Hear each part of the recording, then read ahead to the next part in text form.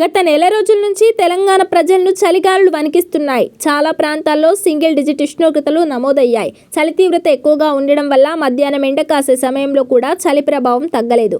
ఉదయాన్నే ఉద్యోగాలకు వెళ్లేవారు, విద్యార్థులు తీవ్రంగా ఇబ్బంది పడ్డారు. చలిగాలుల వల్ల దగ్గు, జలుబు, జ్వరాలు విజృంభిస్తున్నాయి.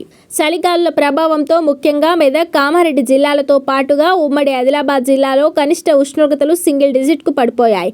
ఇక నూతన సంవత్సరం వేళ గురువారం నాడు పొగమంచు రాష్ట్రాన్ని కమ్మేసింది.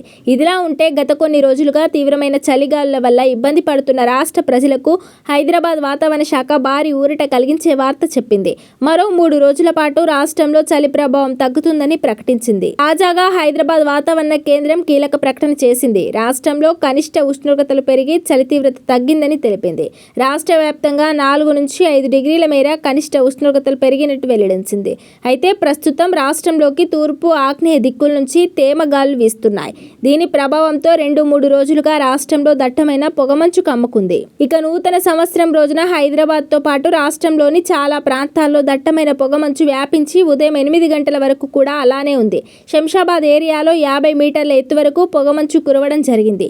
అయితే నగర ప్రాంతాల్లో ఈ పొగమంచుకు కాలుష్యం తోడైనట్లయితే, అంటే ఇండస్ట్రీలు, వాహనాలు ఎక్కువగా తిరిగే ప్రదేశాల్లో ఆరు బయట తిరిగితే శ్వాసకోశ సంబంధమైన వ్యాధుల బారిన పడే అవకాశం ఉందని హెచ్చరిస్తున్నారు. తెల్లవారుజాము సమయాల్లో పొగమంచు కురుస్తుండడం వల్ల రోడ్డు ప్రమాదాలు కూడా ఎక్కువగా జరిగే ప్రమాదం ఉందని వాతావరణ నిపుణులు తెలిపారు.